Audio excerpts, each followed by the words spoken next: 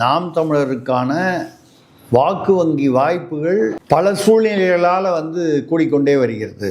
பல காரணங்களால் ஆளுங்கட்சியான திமுக ஆட்சியில் நடைபெறும் பாலியல் வன்முறைகள், பெண்களுக்கு பாதுகாப்பு இல்லை, சட்ட ஒழுங்கு பிரச்சனை, ரவுடிசம். இங்கே பார்த்தீங்கன்னா டெய்லி கொலை கொள்ளை நடக்குது.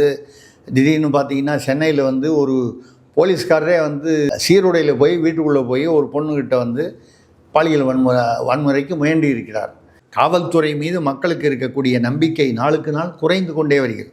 முன்னால் கூட காவல்துறையில் ஒரு ஆப் வச்சு, செயலி வச்சு ஒரு 5 காவல்துறையை சேர்ந்தவர்கள், ஒரு 8 ஒரு 5 பேர், ஒருத்தர் ஆயுதப்படையில் இருக்கார், ஒருத்தர் இங்கே இருக்கார், வேறு என்ன பண்ணுறாங்க, மெட்டு ஹெரோயின் வியாபாரம் பண்ணுறாங்க.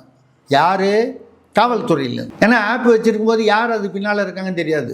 பணம் கொடுத்தீங்கன்னா உனக்கு சேரும்னா, எந்த காவல்துறை போதைப் பொருளுக்கு எதிராக நடவடிக்கை எடுக்க வேண்டுமோ அந்த காவல்துறையே ஜாஃபர் சாதிக் அவர் போதைப் பொருளுக்கு எதிரான விழிப்புணர்வுக்கான மாரத்தானை அவர் ஸ்பான்சர் பண்ணுறாருன்னு சொல்லி அவருக்கு சால்வையெல்லாம் போற்றி ஷீல்டெல்லாம் கொடுத்தீங்க. கடைசியில் பார்த்தா அவர் தான் போதைப் பொருளை கடத்துறாரு. இப்போது போன வாரம் இலங்கைக்கு கடத்துவதாக இருந்த ஒரு 350 கோடி ரூபாய் வருமானம் உள்ள மெட்ஸு, மற்ற வேறு ஏதோ அந்த மாதிரி டைப் என்னமோலாம் பேர்லாம் சொல்கிறாங்க, ஹெரோயின் அந்த மாதிரி டைப்பு உயர் ரக போதைப் பொருட்கள் ஒரு வேனில் வச்சு பிடிச்சிருக்காங்க. எங்கன்னா அது இலங்கைக்கு போகிறதுக்காக. முதல்வர் பேசும்போது 1 லட்சம் போதை மாத்திரை பிடிச்சிருக்கோம் போன வாரம்னு சொல்கிறாரு. இப்போ அது சொல்லி நான் சொல்கிறது 2 மாதம்.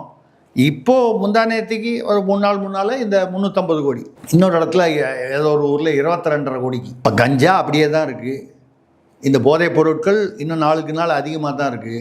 இதெல்லாம் இருக்கும் பொழுது இந்த அதிருப்திகள்லாம் எங்கே எதிரொலிக்கும்னா எதிர்கட்சிகளுக்கு சாதகமாக இருக்கும். நம்ம அங்கே தான் வர்றோம். அது மாதிரி வரும்பொழுது ரெண்டாவது இன்றைக்கி பாலியல் வன்முறைகள் 2 வயது குழந்தைகளிலிருந்து, பெண் குழந்தைகளிலிருந்து ஆரம்பித்து 80 வயது மூதாட்டி, 60 வயது மூதாட்டி, 17 வயது சிறுமி, 14 வயது சிறுமி, இப்படி பரவி எல்லா மாவட்டங்களிலும். ஏதோ சென்னையில் மட்டும்தான் நடக்குது, கோவையில் நகரங்களில் மட்டும்தான் நடக்குது. மாவட்டங்களில், சிறு நகரங்கள், மாவட்டங்களில், கிராமப்புறங்களில் கூட நடக்குது. இதில் சம்மந்தப்பட்டவங்க ஒன்று திமுக நிர்வாகியாக இருக்கான், இல்லை திமுகவுக்கு சம்மந்தப்பட்டவனாக இருக்கான்.